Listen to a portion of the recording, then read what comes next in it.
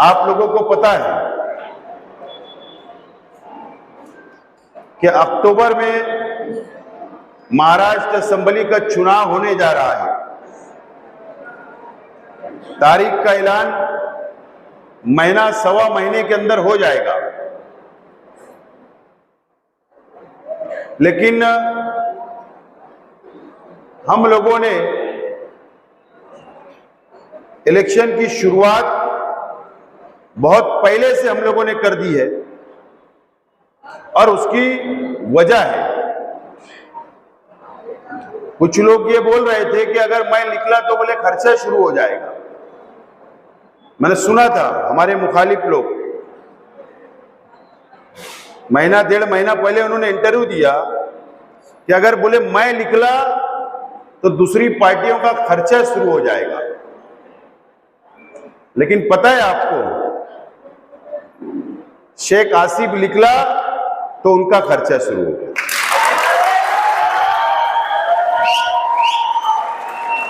मौलाना तुमको पता है, कल बुनकर लाउंज में उन लोग का भी खाना रखे ना, उनका खर्चा शुरू हो गया। गली गली घूमना पड़ रहा है, माफी मांगना पड़ रहा है और 1 करोड़ का फंड तू ले ले, काम कर ले, 50 लाख का तू ले ले, 1.5 करोड़ का तू ले ले, 25 लाख का तू ले ले। 5 करोड़ का भी फंड मंजूर नहीं हुआ, 100 करोड़ का फंड बांट दे रहे। इतना घबराहट है। कई जगह पर गली गली के अंदर घूम रहे हैं, भटक रहे हैं। कई मोटरसाइकिलें शुरू हो गई अभी से, और दावा ऐसा किया करते थे कि मैं निकला तो सामने वालों का खर्चा शुरू होगा। अल्लाह का बहुत एहसान व करम है कि हम निकले तो आपको निकलना पड़ा और आपका खर्चा शुरू हो गया।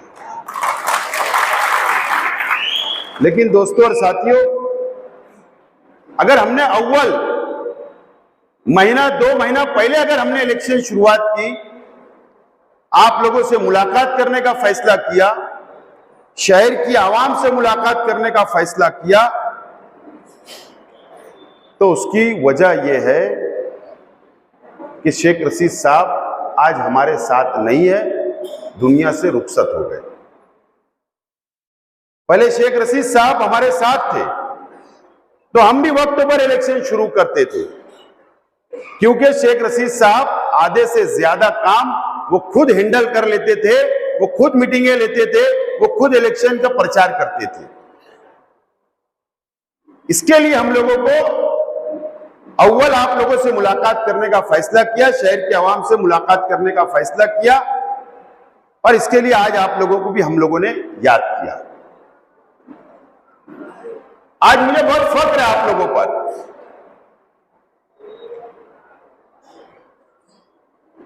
इसलिए फख्र है कि ये पहला मौका नहीं है जो आप लोगों को हमने बुलाया और आपको याद किया और आप आ गए।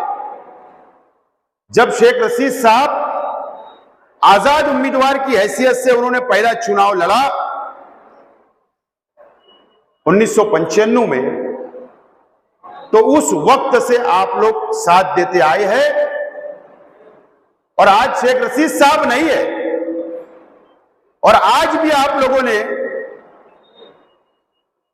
हमारे नौजवान साथियों ने आपको याद किया, दावत दी, और आज आप लोग यहां पर जमा हो गए। मुझे आप लोगों पर बहुत फख्र है और आप लोगों का मैं शुक्रिया अदा करता हूं।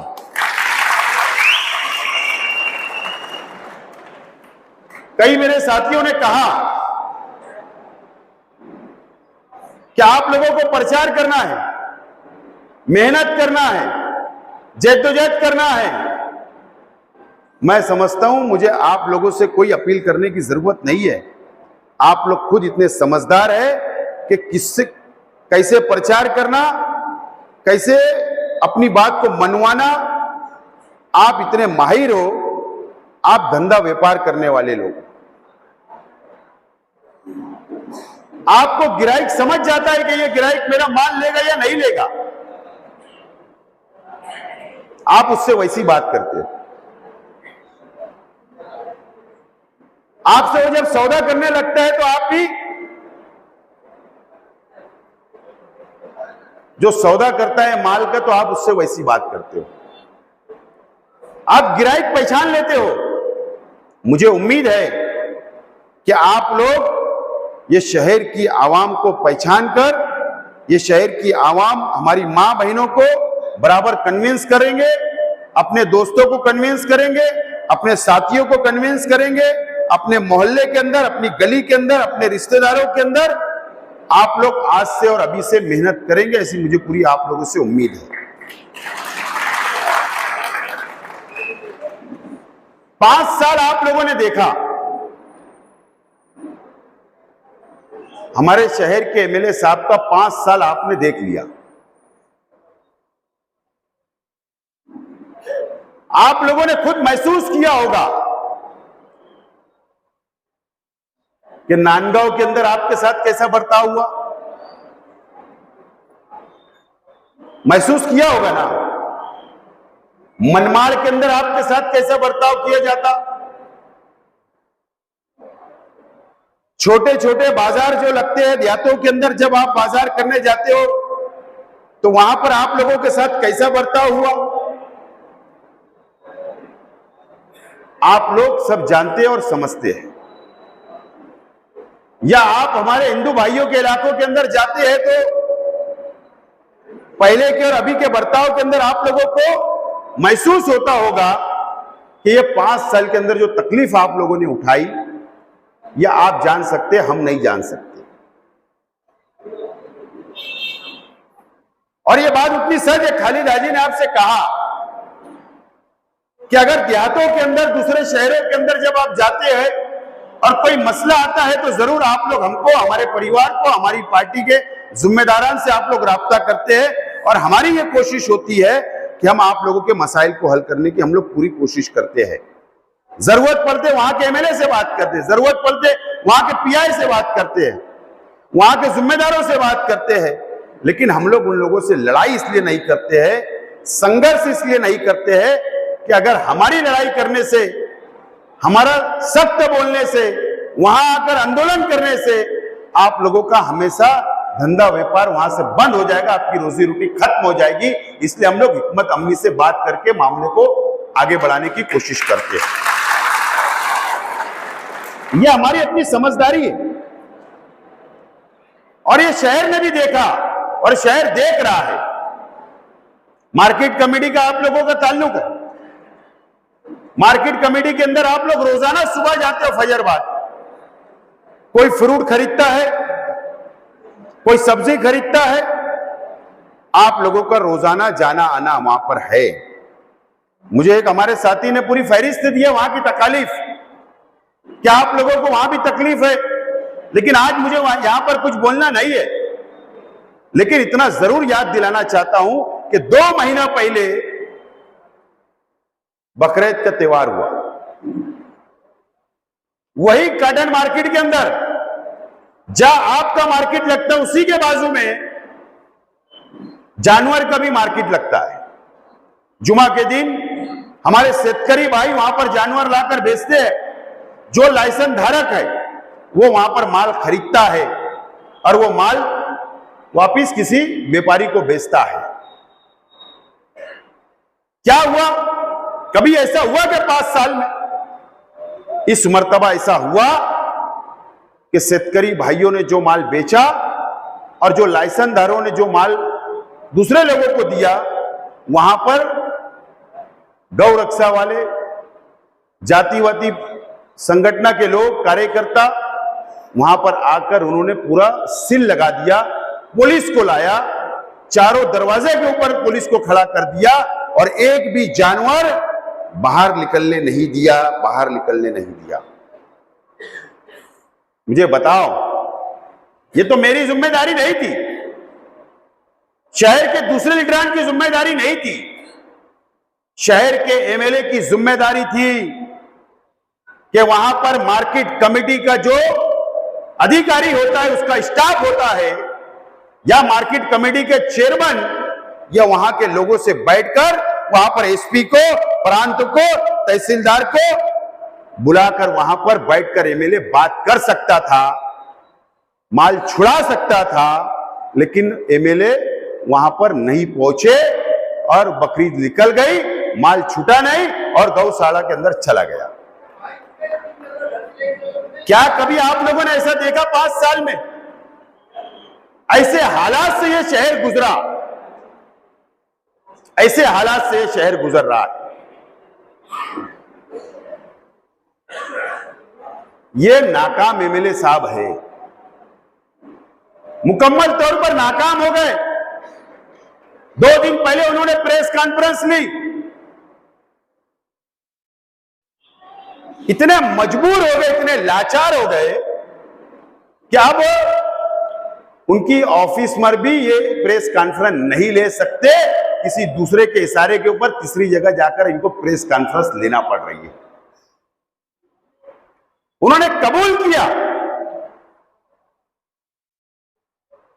कबूल किया कि मैंने मेरे मैनिफेस्टो मैंने पूरा नहीं किया, मैंने कोई काम नहीं किया। ये उन्होंने अपनी जबान से कबूल कर लिया है। इस बात की दलील है कि शहर के एमएलए ने अपनी जबान से यह बात कबूल कर ली कि मैं नाकाम एमएलए हूं।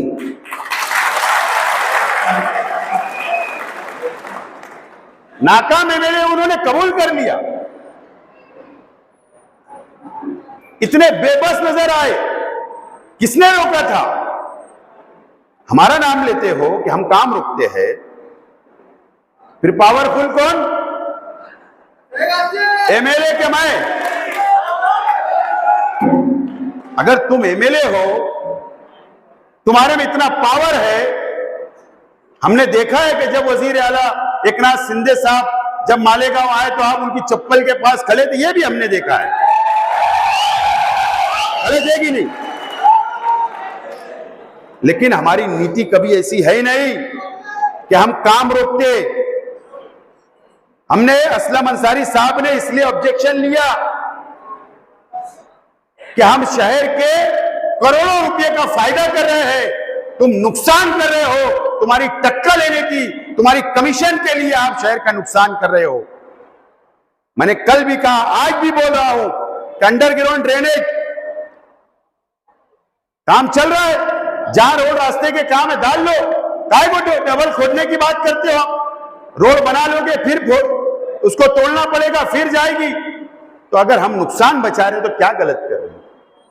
आपको कमीशन लेने की जल्दी हो गई है, कमीशन ना छूट ना जाए, आचार संहिता ना लग जाए, कमीशन मेरा डूब ना जाए, इसके लिए आपने प्रेस कॉन्फ्रेंस के अंदर पाखंड किया, पाखंड।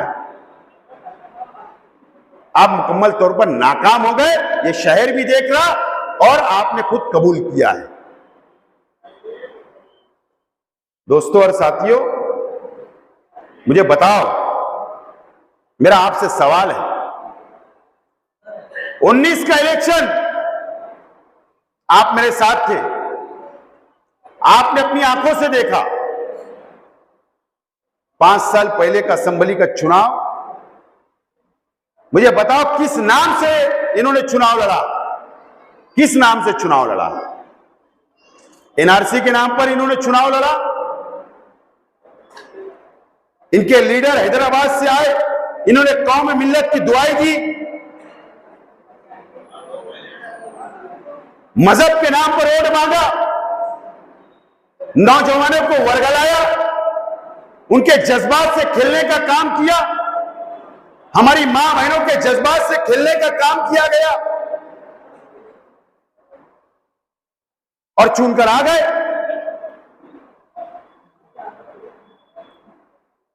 आपने 5 साल ये मजहबी शहर के वोटरों का, यहां की आवाम का आपने सौदा किया है भारतीय जनता पार्टी से और बीजेपी से। तुमने 5 साल सौदा किया, 5 साल सौदा किया आपने। आप समझते हो आप बंबई जाते हो, किसी को मालूम नहीं पड़ता।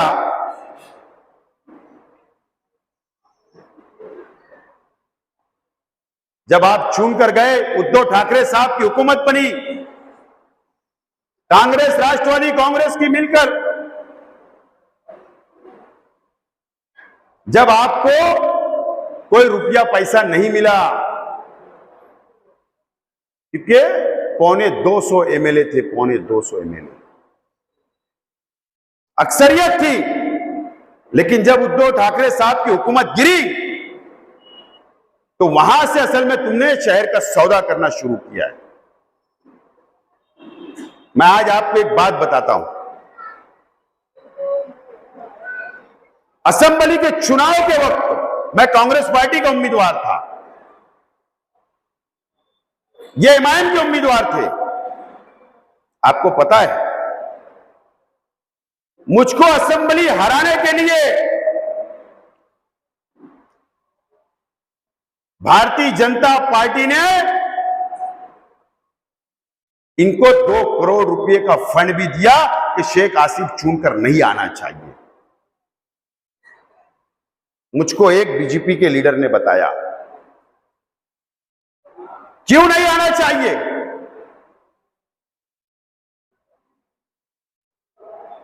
आरएसएस ने साजिश रची थी कि शेख आसिफ आप दोबारा असेंबली के अंदर नहीं आना चाहिए। बोले 5 साल इसने मुसलमानों के लिए आवाज उठाई, कौम के लिए असेंबली के अंदर आवाज उठाई, गौवंश के गौ रक्षकों के खिलाफ आवाज उठाई, आरएसएस के खिलाफ आवाज उठाई, साध्वी प्रज्ञा सिंह ठाकुर के खिलाफ आवाज उठाई, कर्नल पुरोहित के खिलाफ आवाज उठाई और मुसलमानों को रिजर्वेशन मांग रहा था। बोले इसने नाक में दम करके रखा था 5 साल, और अब ये नहीं आना चाहिए, इसके लिए इनको फंडिंग की गई। उसके बाद ये चुनकर चले गए, वजीर आला सिंधे साहब बने। आपको याद होगा, दगड़ू ऑयल मिल के सामने मैंने स्क्रीन पे बताया था,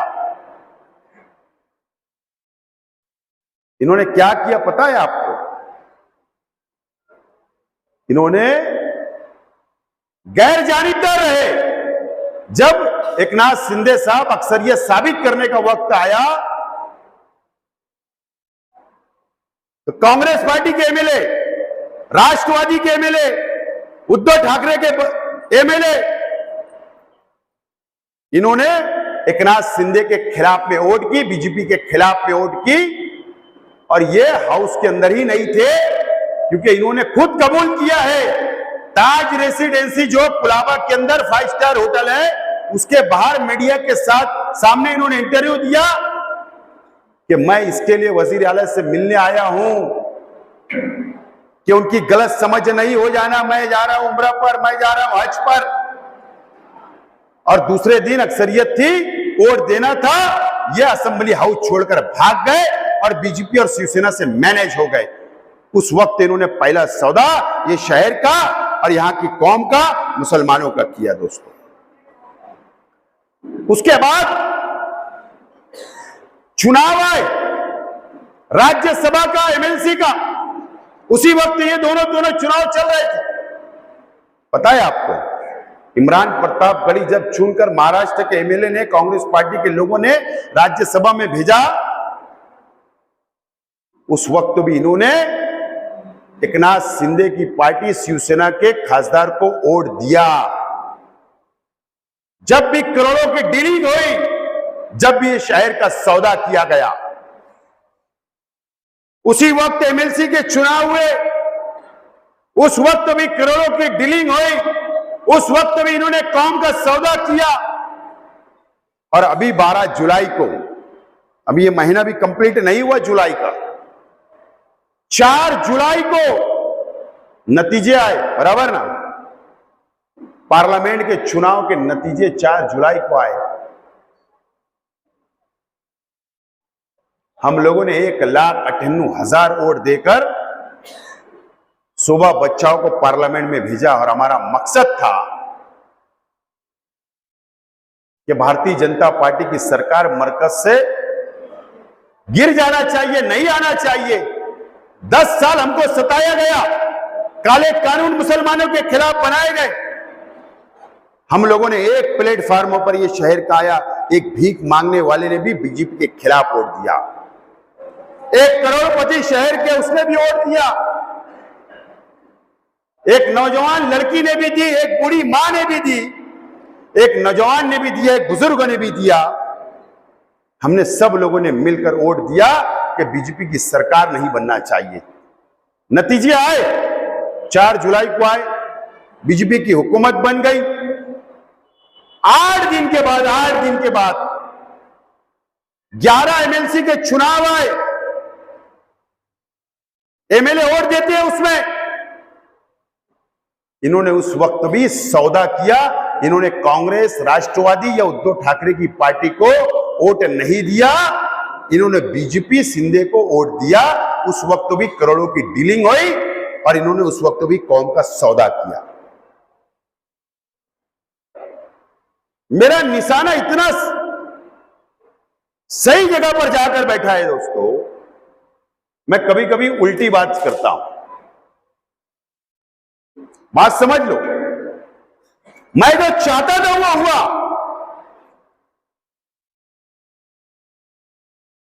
मैंने कहा कि आपने बीजेपी को वोट दिया, बीजेपी को वोट दिया, बीजेपी को वोट दिया।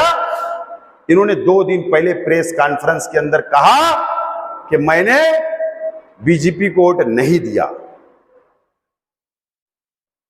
फिर किसको वोट दिया?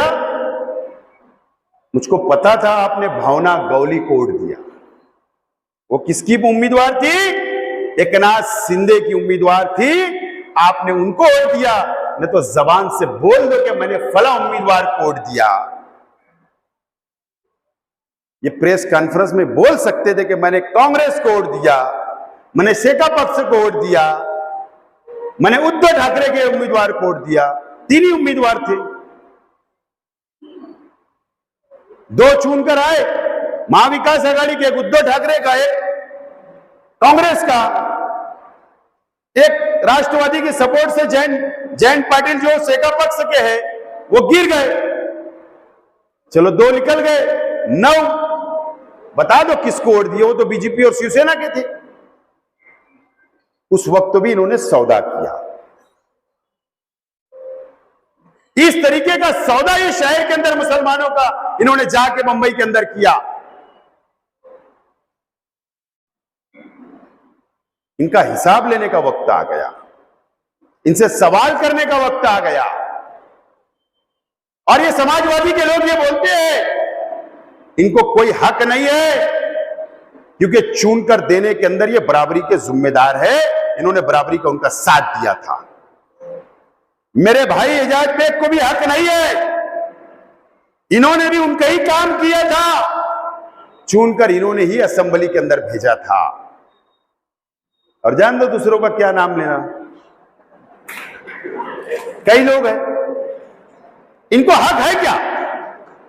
कोई हक नहीं है इनको। ये सब लोगों ने मिलकर उनको असेंबली के अंदर भेजा था। मैं बार बार बोलता हूं कि अब ये शहर को सोचना है, आप लोगों को सोचना है, शहर की आवाम को सोचना है, शहर के दीनी तंजीमों को सोचना है, शहर के एजुकेशन संस्था के टीचरों को सोचना है।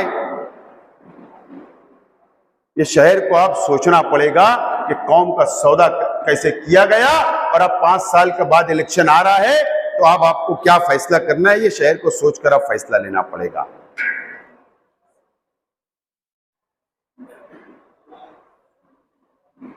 आप लोग तो मेहनत करते हो, मजदूरी करते हो, गाड़ी लोडते हो, कई किलोमीटर रोजाना आप लोग फेरी करते हो, लेकिन आपने कभी ये नहीं सोचा कि ये 5 साल मेरे बच्चों का क्या नुकसान हुआ। आपने ये नहीं सोचा कि ये शहर का नुकसान हुआ, लेकिन आपके बच्चों का मुस्तकबिल खत्म हो गया। हमने आपके बच्चों के हाथ में किताबें दी, कंप्यूटर दिया, तालीम की किताबें दी, मदद करने का काम किया।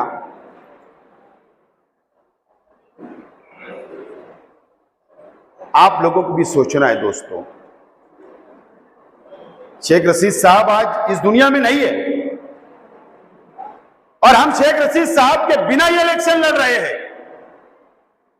आपकी जिम्मेदारी है, हमारी जिम्मेदारी है कि ये इलेक्शन हमारे लिए बहुत अहमियत का इलेक्शन है। मैं अगर हिम्मत कर रहा हूं, उम्मीदवारी कर रहा हूं, तो आप लोगों के भरोसे, आप लोगों की ताकत के बलबूते के ऊपर उम्मीदवारी कर रहा हूं और आप लोगों को साथ, मुझे उम्मीद है कि आप लोग पहले भी साथ दिया करते थे, अभी भी आपको साथ देना है और इंशाअल्लाह आप लोग मेरा साथ देंगे।